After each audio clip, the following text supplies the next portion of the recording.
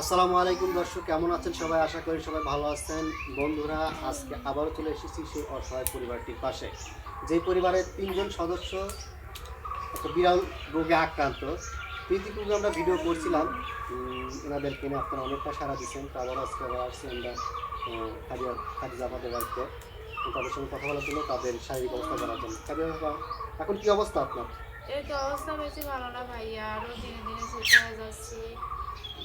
শরীর ভালো নাই, তারপরে ডায়াবেটিস হয়েছে, অনেক কষ্টর মধ্যে আছি। টাকা পয়সা নেই, চিকিৎসা করব, অনেক কষ্টের মধ্যে আছি, অনেক কষ্টের মধ্যে।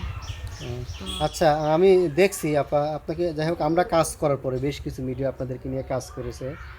এটা অনেক ভালো, আমাদেরও খুব ভালো লাগছে যে আপনাদের পাশে বেশ কিছু মিডিয়া আসছে, কাজ করছে। এ থেকে ওনাদের থেকে কি আপনারা কোনো উপকৃত হয়েছেন?